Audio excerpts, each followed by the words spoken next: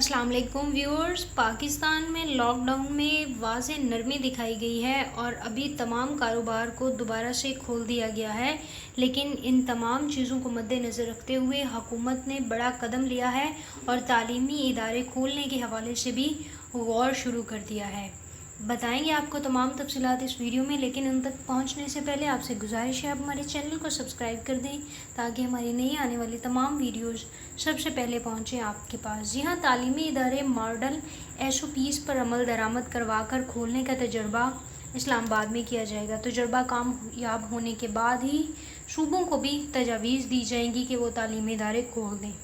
حکومت کا بڑا قدم، تعلیمی ادارے کھولنے کے لیے غور شروع کر دیا ہے اور SOPs دیے جائیں گے تمام تعلیمی اداروں کو، اور SOPs پر عمل کرنا زیادہ لازم ہوگا اور اس کا پہلا تجربہ اسلام آباد میں کیا جائے گا، یعنی تمام لاک ڈاؤن اور اس کی پابندیاں ہٹا کر 15 جولائی تک یہ فیصلہ کر لیا جائے گا کہ عید الاضحیٰ یعنی 31 جولائی کے بعد پاکستان کے تعلیمی ادارے جو کہ اسلام آباد میں موجود ہیں صرف ان کو کھولا جائے گا اور ان میں SOPs پر عمل درآمد کروانے کے طریقے پر غور کیا جائے گا۔ پہلا تجربہ اسلام آباد میں کیا جائے گا۔ اگر لوگوں نے اور طلباء نے SOPs پر عمل کرنا شروع کر دیا اور اس کو اپنی زندگی کا حصہ بنایا تو ہی پاکستان کے تمام دوسرے تعلیمی ادارے بھی کھول دیے جائیں گے۔ اگر ایسا نہیں ہوتا تو لاک ڈاؤن بھی رہے گا اور ساتھ ہی ساتھ تعلیمی ادارے بھی پاکستان میں بند رہیں گے۔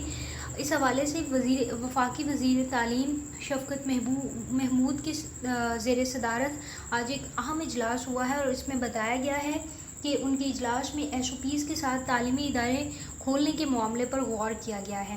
وفاقی وزیر کی زیر صدارت اجلاس میں SOPs کے تحت ادارے کھولنے کا فیصلہ کیا گیا ہے۔ ذرائع کا بتانا ہے کہ وفاقی وزارت تعلیم تجرباتی طور پر اسلام آباد کے تعلیمی ادارے کھولنے پر غور کر رہی ہے۔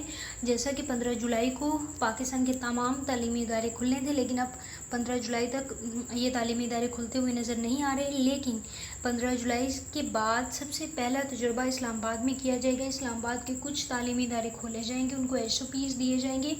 اگر ان پر عمل درآمد ہوا تو ہی تمام دوسرے صوبوں کے اسکولز بھی کھول دیے جائیں گے۔